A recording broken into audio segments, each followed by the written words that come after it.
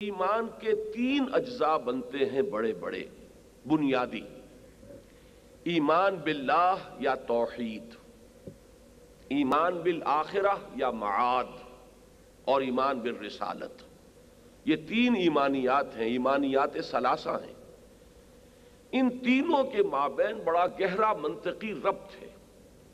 آج میں سب سے پہلے بجائے اس کے کہ میں جو فنی اصطلاحات ہیں، جو عقائد کی کتابوں کے اندر جن اصطلاحات کے حوالے سے ان بنیادی حقائق کو بیان کیا جاتا ہے، بجائے ان کے عام فہم انداز میں، عام فہم الفاظ میں چاہتا ہوں کہ ان تینوں کی ایک طرف تو آپ کے سامنے ایک وضاحت آ جائے، اور دوسرے یہ کہ ان تینوں کے مابین جو ربط اور تعلق ہے، جس سے کہ یہ بات ابھر کر سامنے آئے گی، نکھر کر سامنے آئے گی کہ نبوت اور رسالت کا بنیادی مقصد کیا ہے، میں اس کو بیان کرنا چاہتا ہوں۔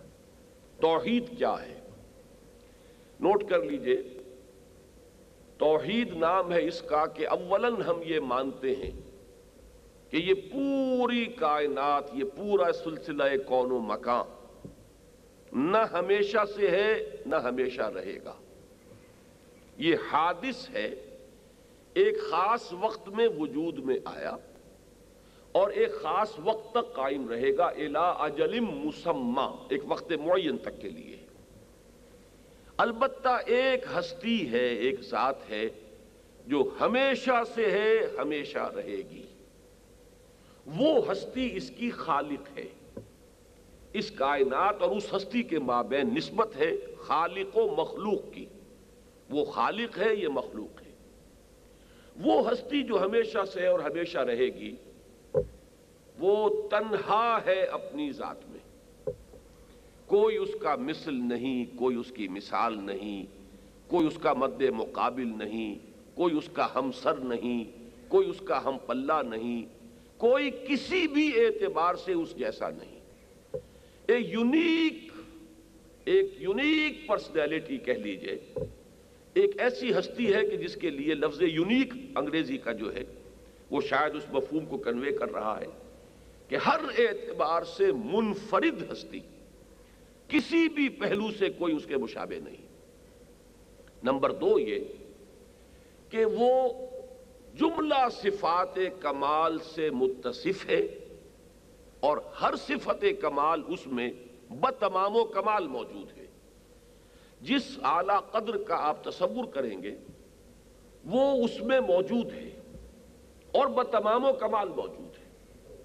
جیسے قدرت تو وہ علی کل شیء قدیر ہے، جیسے علم تو وہ بکل شیء علیم ہے، جیسے سماعت تو وہ السمیع ہے، جیسے بصارت تو البصیر ہے، جیسے حیات تو الحی ہے۔ جس قدر کا بھی آپ تصور کریں گے، جو ہائر ویلیو آپ کے تصور میں آ سکتی ہے، وہ اس میں بتمام و کمال موجود ہے۔ یہ ہے ایک، میں نے چند باتوں کو جمع کر کے آپ کے سامنے رکھا ہے، اس لیے کہ میں نے اس گفتگو کو شروع کیا اس کائنات سے جو ہمارے مشاہدے میں ہے، جس کا کہ ہم خود ایک جز ہیں، ایک بہت ٹائنی اور بہت ہی ناقابل ذکر اپنے حجم کے اعتبار سے ہم بھی حصہ ہیں اس کائنات کا، اور یہ ہمارے مشاہدے کا میدان ہے۔ یہاں سے میں نے بات شروع کی کہ پہلی بات یہ کہ یہ نہ ہمیشہ سے ہے نہ ہمیشہ رہے گی، یہ ایک وقت معین پر اس کا آغاز ہے، ایک وقت معین تک یہ باقی رہے گی۔ ہاں، ایک ہستی ہے جو ہمیشہ سے ہے، ہمیشہ رہنے والی ہے، اس کے لیے نہ ابتدا ہے نہ انتہا ہے، اور وہ ہستی ہر اعتبار سے تنہا ہے۔ قل هو اللہ احد، ہر اعتبار سے اس کا کوئی مثل نہیں، کوئی مثال نہیں، کوئی ند نہیں، کوئی ضد نہیں۔ یہ الفاظ جو اکثر و بیشتر آپ جمعوں میں بھی سنتے ہوں گے، علماء کرام کے خطبوں میں بھی شروع میں لا ضد لہ ولا ند لہ ولا مثل لہ ولا مثال لہ ولا مثیل لہ، یہ واقعہ ہے کہ یہ الفاظ جو ہیں ان سب کو جمع کر کے ہی آپ کہہ سکتے ہیں، ورنہ کیسے کہیں گے کہ اس کا کوئی بھی کسی پہلو سے اس کے مشابہ نہیں۔ اور یہ تو ہوا ایک منفی پہلو، سلبی پہلو۔ مثبت طور پر ہم کیا کہیں گے کہ جس اعلیٰ قدر کا آپ تصور کر سکتے ہیں وہ اعلیٰ قدر، وہ ہائر ویلیو اس ذات کے اندر موجود ہے بتمام و کمال۔ یہی ہم کہہ سکتے ہیں، اسی کو قرآن مجید میں فرمایا گیا لہ الاسماء الحسنی، تمام اچھے نام اسی کے۔ اس کو جمع کر لیجئے، یہ توحید ہے۔ اب آئیے دوسرا جو ایمان کا لازمی جز ہے، اس اللہ نے اس کائنات کو بنایا اور اس تخلیق کا نقطہ عروج، پھر وہی لفظ میں لا رہا ہوں، کلائمیکس انسان ہے۔ اس حقیقت کو بہت سے حضرات شاید اتنی وضاحت کے ساتھ ذہن میں نہیں رکھتے۔ قرآن مجید نے اسے مختلف پیرایوں میں بیان کیا ہے۔ کہیں یہ فرمایا کہ ہم نے انسان کو اپنے دونوں ہاتھوں سے بنایا ہے۔ اب یہ بھی ایک تعبیر کا انداز ہے جس سے اندازہ ہوگا کہ اللہ نے کس اہتمام کے ساتھ انسان کی تخلیق فرمائی ہے۔ کہیں اس کو اس طریقے سے واضح کیا کہ تمام فرشتوں کو حکم دے دیا گیا کہ اس کے سامنے سجدے میں گر جائیں۔ فَإِذَا سَوَّيْتُهُ وَنَفَخْتُ فِيهِ مِن رُوحِي فَقَعُوا لَهُ سَاجِدِينَ۔ کہیں مثبت طور پر فرمایا وَلَقَدْ كَرَّمْنَا بَنِي آدَمَ وَحَمَلْنَاهُمْ فِي الْبَرِّ وَالْبَحْرِ وَرَزَقْنَاهُمْ مِنَ الطَّيِّبَاتِ وَفَضَّلْنَاهُمْ عَلَى كَثِيرٍ مِّمَّنْ خَلَقْنَا تَفْضِيلًا۔ ہم نے بنی آدم کی بہت تکریم فرمائی ہے، ان کا بڑا اعزاز کیا ہے، اور ہم انہیں بحر و بر کے اندر اٹھائے ہوئے ہیں۔ حملناہم، اللہ اٹھائے ہوئے ہیں، فی البر والبحر، اور آج تو آپ اس میں اضافہ کیجئے والجو والخلا، اس لیے کہ جب قرآن نازل ہوا ابھی انسان تصور نہیں کر سکتا تھا کہ بحر و بر کے علاوہ بھی کہیں انسان کا معاملہ ہے۔ اگر اس وقت اللہ تعالیٰ یہ الفاظ بھی فرماتا تو لوگوں کی سمجھ میں نہ آتا، لیکن آج تو ان دو ڈائمنشنز پر دو ڈائمنشنز کا اور اضافہ کیجئے، فی الجو والخلا، آج خلا میں انسان جا رہا ہے، آج فضا کے اندر انسان جو ہے تیر رہا ہے، تو وہ یہ بھی اس کے اعزاز و تکریم کا پہلو ہے۔ تو مختلف انداز میں، اور اگرچہ قرآن مجید میں یہ مضمون نہیں ہے لیکن تورات میں ہے، اور وہی ورڈنگز میں آپ کو سنا رہا ہوں، اور بین ہی یہی مفہوم صحیح مسلم کی روایت میں موجود ہے۔ And God created man in his own image، خلق اللہ آدم علی صورتہ۔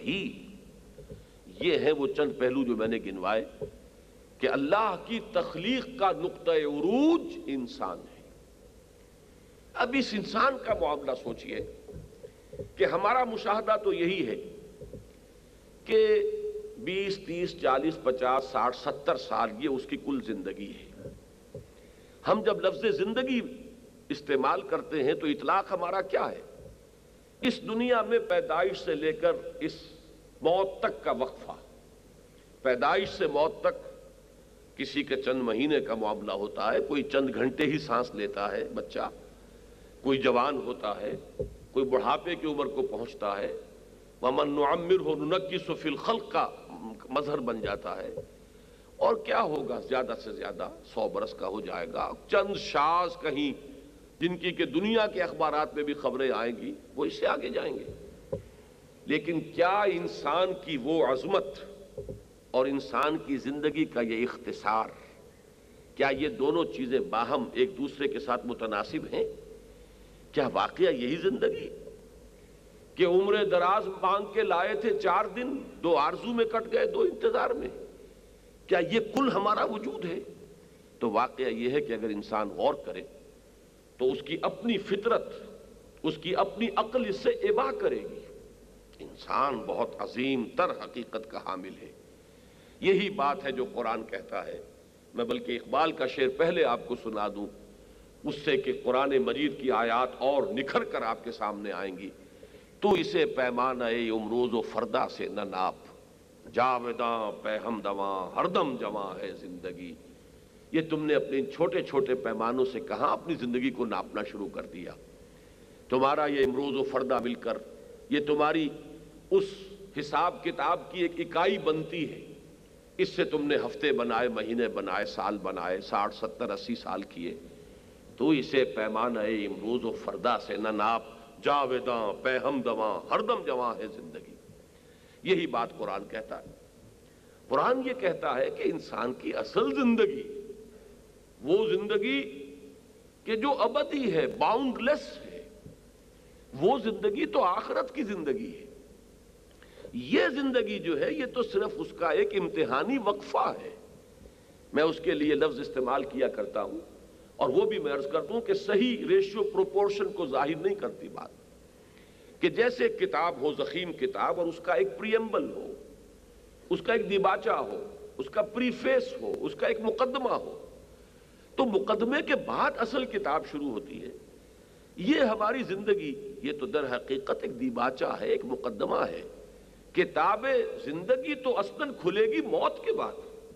وَإِنَّ الدَّارَ الْآخِرَةَ لَهِيَ الْحَيَوَانُ لَوْ كَانُوا يَعْلَمُونَ، اصل میں تو آخرت کا گھر ہے اصل زندگی، کاش کہ انہیں معلوم ہوتا۔ وہی حقیقت جو ہمیں معلوم نہیں ہے۔ برا نہ مانیے گا، بعض چیزیں ہم مانتے ہیں لیکن ان پر ہمارا یقین نہیں ہے۔ بعض چیزیں ہمارے اعتقادات کے طور پر ہیں، وہ ہمارا ایک ریشیل کریڈ ہے، وہ ہمارا ایک نسلی عقیدہ ہے کہ جس کی حیثیت سے ہم اسے تسلیم کرتے ہیں۔ وی سبسکرائب ٹو اٹ، ہم تسلیم کرتے ہیں کہ ایسا ہے، لیکن یہ کہ اس کی حقیقت کبھی ہمارے ذہن اور شعور کے اوپر وارد نہیں ہوتی، اور وہ ہماری سوچ کا، ہمارے ویلیو سٹرکچر کا، ہماری اقدار حیات کا مستقل جز نہیں بنتی۔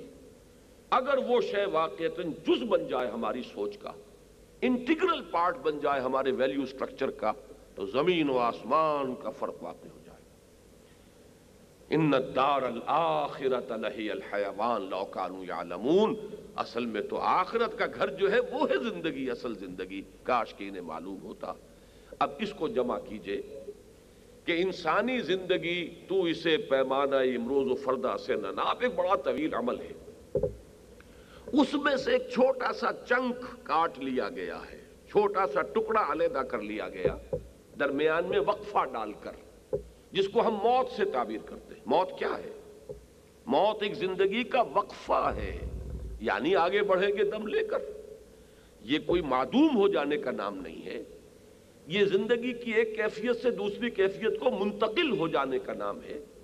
اسی لیے ہم لفظ انتقال استعمال کرتے ہیں، فلاں بزرگ کا انتقال ہو گیا، وہ منتقل ہو گئے۔ جیسے کسی شخص نے اپنی رہائش کراچی سے لاہور منتقل کر لی، ایسے ہی ایک عالم سے دوسرے عالم کو منتقل ہو جانا موت ہے، ورنہ موت معدوم ہونے کا نام نہیں ہے۔ ایک درمیان کا یہ وقفہ ہے، اس کے بعد پھر وہ زندگی جو ہماری اصل زندگی ہے اور ابدی زندگی ہے، اس کا آغاز ہو جائے گا۔ یہ ہے دوسرا انٹیگرل پارٹ ہمارے اس ایمان والے عقائد کے مجموعے کا۔ اب اس میں سوال پیدا ہوا کہ یہ جو چھوٹا سا حصہ علیحدہ کر لیا گیا، یہ 30 40 50 60 برس، یہ کس لیے؟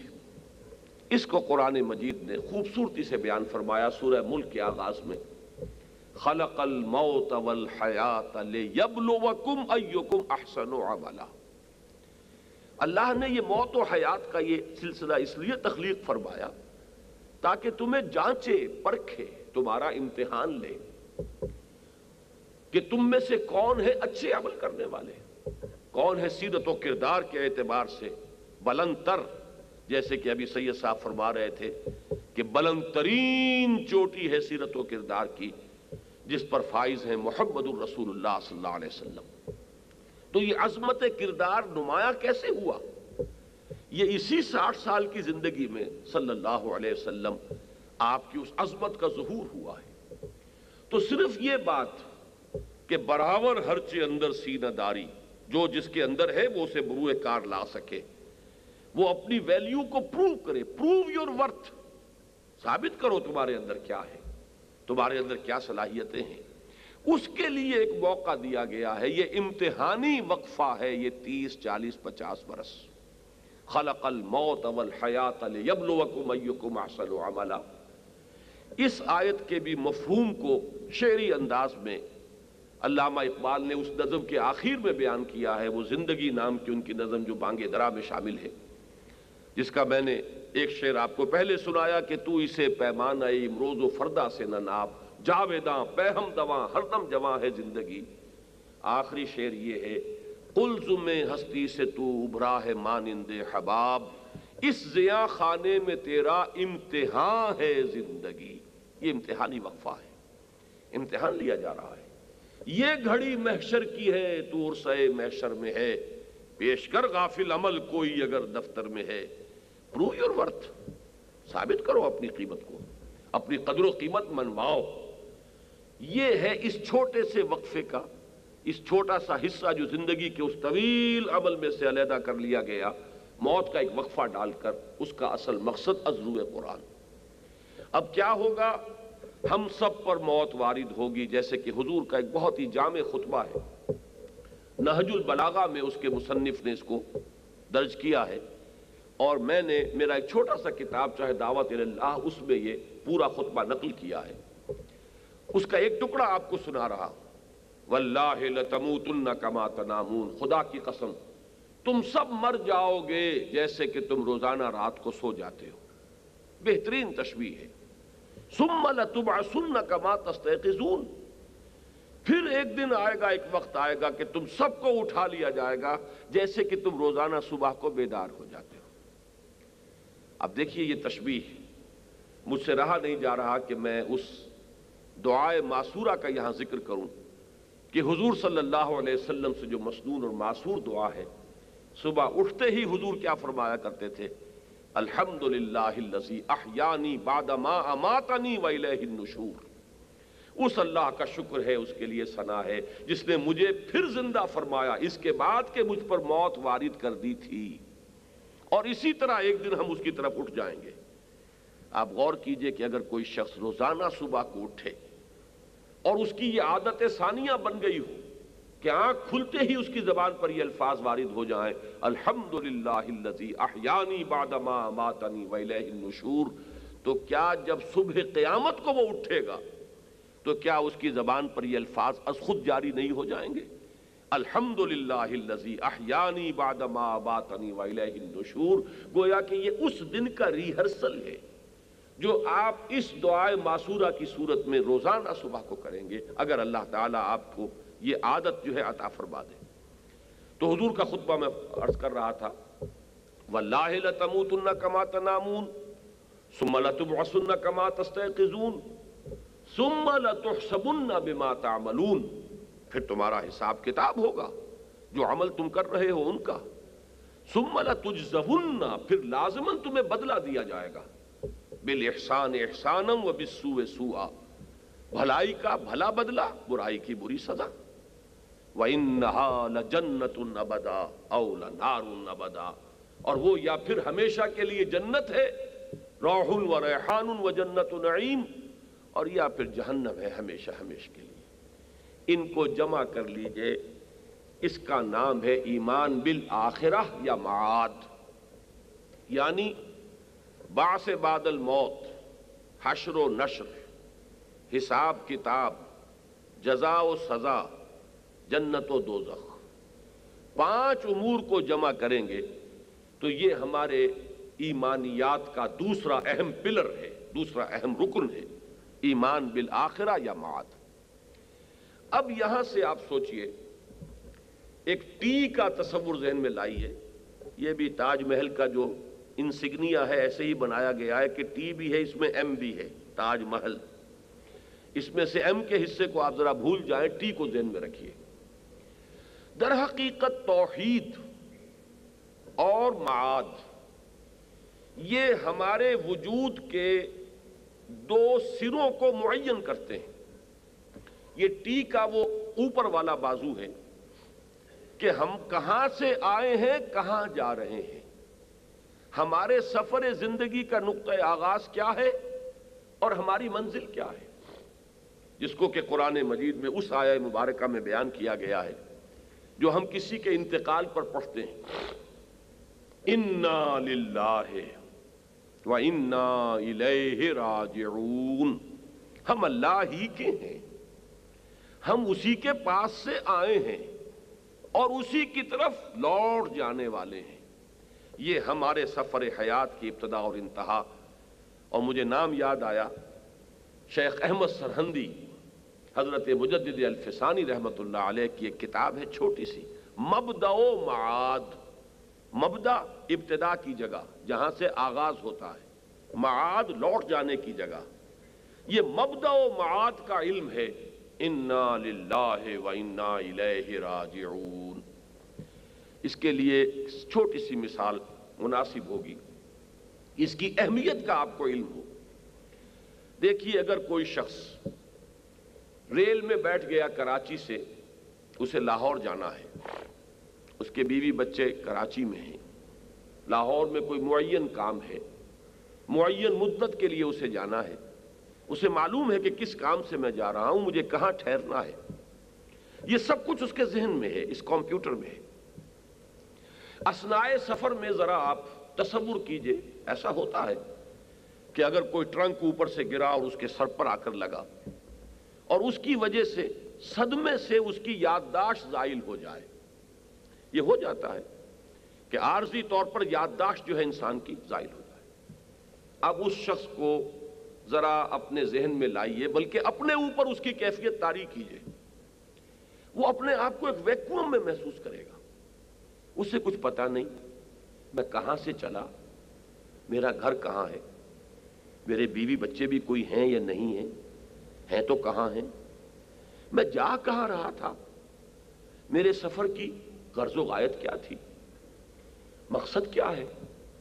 اب جو کچھ وہ دیکھ رہا ہے وہ یہ ہے کہ گاڑی رواں دواں ہے، ریل کے ڈبے میں وہ بیٹھا ہے، بہت سے لوگ اور بھی بیٹھے ہیں، وقفے وقفے سے گاڑی رکتی ہے، کچھ لوگ اتر رہے ہیں، کچھ سوار ہو رہے ہیں، بس یہ ہے، وہ دیکھ رہا چلا جا رہا ہے۔ میں نے واقعہ یہ ہے کہ اس پر جب بھی کبھی میں نے اس کیفیت کو اپنے اوپر طاری کیا، ایک عجیب قسم کی گھٹن کا احساس ہوا۔ ذرا سا اسے طاری کیجئے اپنے اوپر تو آپ کو بھی محسوس ہوگا کہ شدید انقباض ہوگا، گھٹن ہوگی، اگر آپ کو یہ معلوم نہ ہو کہ میں کہاں سے چلا تھا، کہاں جا رہا ہوں، مقصد کیا ہے۔ بالکل یہ حالت ہے اس انسان کی کہ جسے کچھ پتا نہیں کہ ہم کہاں سے آئے، کہاں جا رہے ہیں، آغاز کیا ہے، انتہا کیا ہے، مبدا کیا ہے، معاد کیا ہے، سفر زندگی اس کا مقصود کیا ہے۔ فرق صرف ایک ہے اور وہ یہ ہے کہ ریل کا ڈبہ چھوٹا ہوتا ہے، اس میں زیادہ دلچسپیوں کا سامان نہیں۔ یہ بہت بڑا ڈبہ ہے جس میں ہم اس وقت سوار ہیں، اس میں دلچسپیاں ہیں، اس میں چہل پہل ہے، اس میں رونقیں ہیں۔ جیسے کوئی سمندری جہاز ہے، اس کے اندر وہ کلب بھی ہے، اس میں ڈانسنگ ہال بھی ہے، اس میں کیفیٹیریا بھی ہے، اس میں کوئی سینما ہال بھی بنا دیا ہے، مشغولیتیں ہیں۔ لہذا مشغول رہ کر آپ اس سوال کو ذہن سے نکالے رہیں کہ میں کہاں سے آیا ہوں، کہاں جا رہا ہوں، تو یہ بات دوسری ہے۔ ورنہ اکثر و بیشتر اگر ہم غور کریں گے تو بڑا پیارا شعر میں آپ کو سنا رہا ہوں، سنی حکایت ہستی تو درمیان سے سنی، نہ ابتدا کی خبر ہے نہ انتہا معلوم۔ یہ ہستی کی ایک حکایت ہے، ایک داستان ہے جو ہم سن رہے ہیں، درمیان میں سے سنی ہے۔ آج سے 55 سال پہلے میں اس عالم دنیا میں آیا تھا، وارد ہوا تھا۔ ابتدائی 2-3 سال کا تو مجھے سرے سے کوئی شعور ہی نہیں، اس کے بعد کی کچھ یادداشتیں ہیں میرے ذہن کے پردے کے اوپر۔ مجھے معلوم ہے کہ اب میں جا رہا ہوں آہستہ آہستہ۔ And our hearts, though stout and brave, still like muffled drums are beating funeral marches to the grave.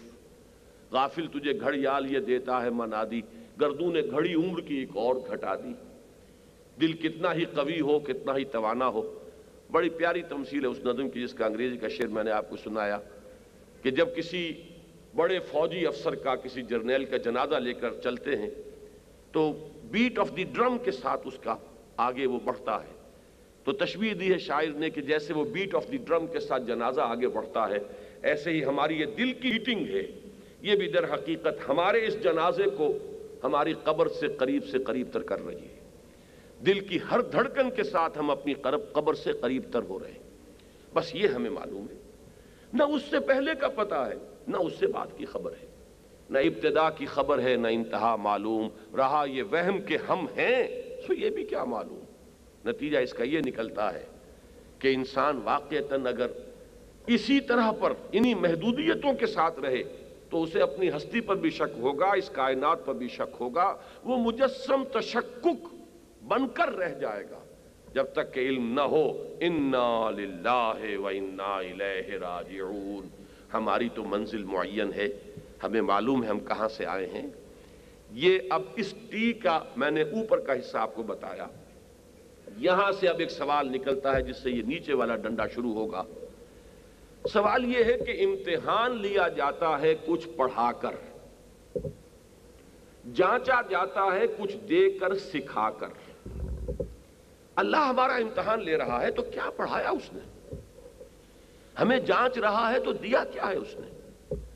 یعنی ہماری اس اکاؤنٹیبلٹی کا بیسس کیا ہے، اساس کیا ہے، کس بنیاد پر ہمارا محاسبہ ہوگا؟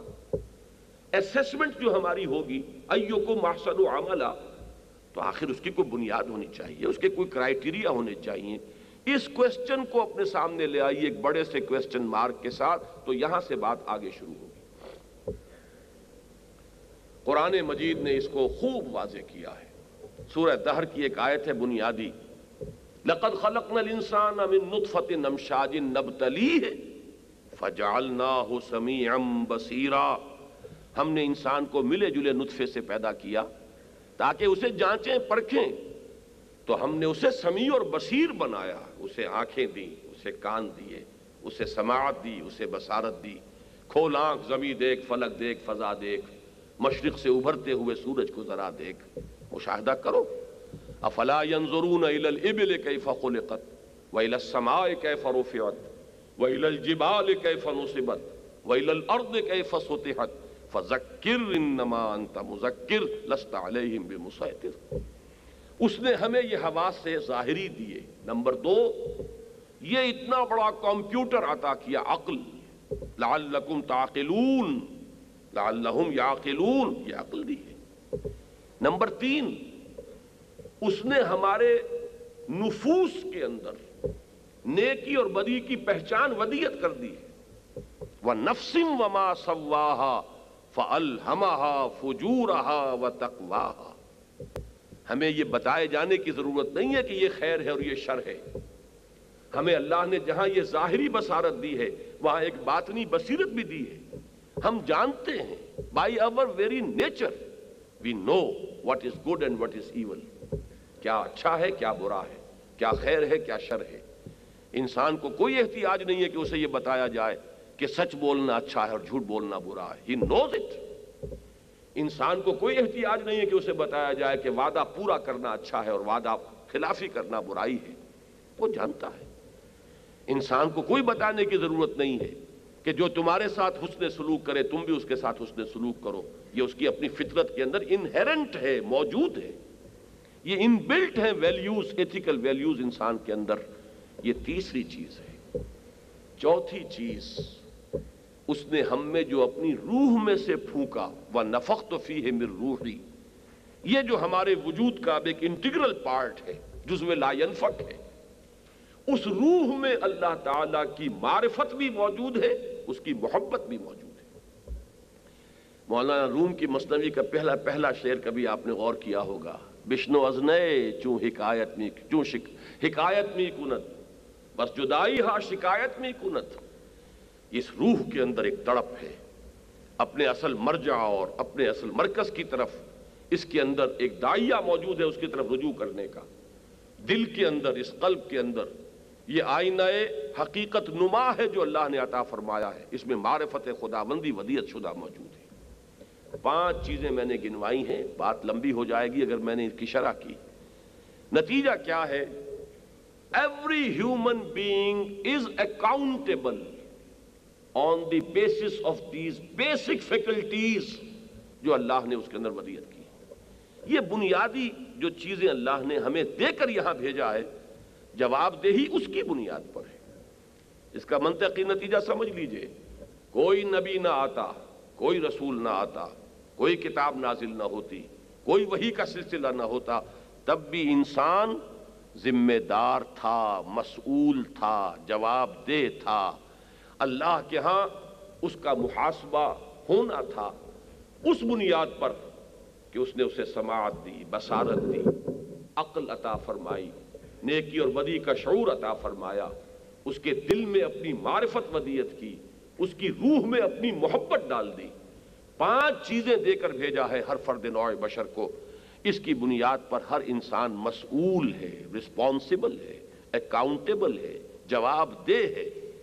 البتہ یہ رحمت خداوندی کا تقاضا، اب اس لفظ کو نوٹ کیجئے گا، سید صاحب نے ایک کوسچن مارک جو میرے سامنے رکھا تھا اس کا یہاں جواب آ جائے گا اس ترتیب کے ساتھ۔ یہ اللہ تعالیٰ کی رحمت کا تقاضا ہوا کہ انسانوں کے اس امتحان کو آسان فرمائے۔ یہ ایگزامینیشن میڈ ایزی ہے، یہ اللہ کی رحمت ہے جس نے ہمارے لیے اس امتحان کو آسان کر دیا۔ وحی کا سلسلہ جاری فرمایا، چنے ہوئے برگزیدہ بندے جن کی شخصیتیں بے داغ، جن کا کردار ہر شک و شبہ سے بالا تر، اوپن بک، کھلی کتاب، جس پر کہیں انگلی رکھنے کا ان کے بدترین دشمنوں تک کے لیے امکان نہ ہو۔ ایسے انسان جن کی زندگیاں، جن کی سیرتیں آئینے کے مانند روشن، ان کو چنا، ان پر وحی کے ذریعے سے اپنی ہدایت نازل فرمائی اور صراط مستقیم کا علم عطا فرمایا۔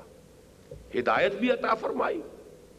ہدایت کا تعلق زیادہ تر علم اور معرفت سے ہے، ایمان سے ہے، اور کیا کرنا ہے کیا نہیں کرنا، تمہارے لیے کیا چیز مفید ہے کیا نقصان دہ ہے، تم کدھر جاؤ گے تو ہلاکت سے دوچار ہو جاؤ گے، کدھر جاؤ گے تو تمہارے لیے عافیت رہے گی، اس کا علم۔ یہ دونوں چیزیں اللہ نے عطا فرمائیں تاکہ انسان کے لیے آسانی ہو جائے، اور اپنے ان انبیاء اور رسول کو مامور کیا اس پر کہ وہ لساناً، زبانی طور پر اس ہدایت کو بیان کریں، اور عملاً اپنی سیرت و کردار اور اپنی شخصیتوں کے اندر اس کا ایک نمونہ پیش کریں، تاکہ جن لوگوں کی استعداد کم ہے وہ بھی جان لیں کہ حق کیا ہے، ان کے سامنے بھی حقیقت مبرہن ہو جائے، ان کے سامنے بھی حق واضح ہو جائے، ان کے لیے بھی اس جو امتحان زندگی ہے، زندگی کا عظیم امتحان، اس امتحان میں کامیابی کی آسانی پیدا ہو جائے۔ لہذا نبوت و رسالت کا سلسلہ اصلاً رحمت خداوندی کا مظہر ہے، اور یہی رحمت اپنے نقطہ عروج کو پہنچ گئی ہے محمد الرسول اللہ صلی اللہ علیہ وسلم کی ذات مبارکہ میں۔ اسی لیے فرمایا کہ وَمَا أَرْسَلْنَاكَ إِلَّا رَحْمَةً لِّلْعَالَمِينَ۔ اب یہ رحمت جو ہے، یوں سمجھیے کہ کاسمک ڈائمنشنز اس کی ہو گئی ہیں، اس کی وہ وسعتیں ہیں کہ وہ رحمت جو ہے، ہر نبی رحمت کا مظہر ہے، ہر رسول رحمت خداوندی ہی کا مظہر ہے، اس لیے کہ نبوت و رسالت اصلاً رحمت کا مظہر ہے، لیکن یہ رحمت اپنے نقطہ عروج اور کلائمیکس کو پہنچی ہے محمد الرسول اللہ صلی اللہ علیہ وسلم کی ذات مبارکہ پر۔ نتیجہ کیا نکلا؟ میرا پہلا حصہ جو ہے گفتگو کا وہ مکمل ہو رہا ہے کہ اصل حجت جو انسان پر ہے اللہ کی طرف سے، اصل حجت، دلیل جس کی بنا پر کہ محاسبہ ہوگا، وہ تو ہے حواس خمسہ، عقل، دی فیکلٹی آف ریزننگ، نیکی اور بدی کی تمیز، معرفت خداوندی جو آئینہ قلب میں ہے، اور محبت خداوندی جو روح کے اندر مثمر ہے۔ ان 5 چیزوں کی بنیاد پر ہر انسان مسئول ہے۔ اصل حجت یہ ہے، اور انبیاء اور رسول کے ذریعے سے اللہ تعالیٰ نے اس حجت کا اتمام فرما دیا ہے، تاکہ کسی کے پاس اب کوئی عذر نہ رہے، نبیوں کے آنے کے بعد کوئی بہانہ کوئی شخص نہ بنا سکے۔ اب ذرا اس آیت پر غور کیجئے، رسلا مبشرین و منذرین، ہم نے اپنے ان رسولوں کو مبشر اور نذیر بنا کر بھیجا، لئلا یکون للناس علی اللہ حجت بعد الرسل، تاکہ رسولوں کے آنے کے بعد انسانوں کے پاس اللہ کے ہاں اللہ کے محاسبے کے جواب میں پیش کرنے کے لیے کوئی عذر باقی نہ رہے، جسے آپ کہتے ہیں اگنورنس۔ اے اللہ ہمیں تو پتہ ہی نہیں تھا تو کیا چاہتا ہے، اے اللہ ہمیں کسی نے بتایا ہی نہیں کہ تو کس بات سے ناراض ہوتا ہے، کس بات سے راضی ہوتا ہے، اے اللہ ہمیں کسی نے بتایا ہی نہیں کہ شراب حرام ہے، اے اللہ یہ بات تو ہمارے علم ہی نہیں آئی کہ سود حرام ہے۔ یہ جو عذر پیش کر سکتا تھا انسان اپنی اس اگنورنس کو دلیل کے طور پر، اپنے ڈیفنس میں ایک عذر اور بہانے کے طور پر، اس کو ختم کر دیا اللہ تعالیٰ نے انبیاء اور رسل کی بعثت کے ذریعے۔ رسلا مبشرین ومنذرین لئلا یکون للناس علی اللہ حجۃ بعد الرسل وکان اللہ عزیزا حکیما۔ یہ لام اور علی کا بیان اس سے پہلے بھی کئی مرتبہ میں نے کیا ہے کہ عربی میں لام آتا ہے کسی کے حق میں ہونے کے لیے، اور علی ہوتا ہے کسی کے مقابل ہونے کے لیے، جس کے لیے کہ ایک حدیث بارہا میں نے سنائی ہے، اور وہ تو میں چاہتا ہوں کہ ہر شخص آج پھر یاد کر لے۔ القرآن حجت لک او علیک، یہ قرآن یا حجت ہے تمہارے حق میں یا تمہارے خلاف۔ اس کی پیروی کرو گے، اسے اپنا امام بناؤ گے، اس کے پیچھے چلو گے، اس کو پڑھو گے، اس پر عمل کرو گے، اللہ کے ہاں تمہارے حق میں دلیل بن کر کھڑا ہوگا، تمہارے حق میں شفاعت کرے گا۔ اور اگر نہیں کرو گے تو یہی قرآن تمہارے خلاف استغاثہ لے کر آ جائے گا کہ اللہ یہ بدبخت مانتا تھا کہ میں تیرا کلام ہوں، لیکن اس نے کبھی مجھے پڑھا ہی نہیں۔ تسلیم کرتا تھا کہ میں تیرا کلام ہوں، لیکن اس نے کبھی وقت ہی اس کو نہیں ملا کہ مجھے پڑھتا۔ ناول یہ پڑھتا رہا، روزانہ 2 گھنٹے اخبارات کو، جس میں نہ معلوم کتنے جھوٹوں کا پلندہ ہوتا ہے، یہ 2 گھنٹے جو ہے اخبار پر صرف کرتا رہا، لیکن اس نے کبھی بھی وقت نہیں نکالا کہ مجھے پڑھتا۔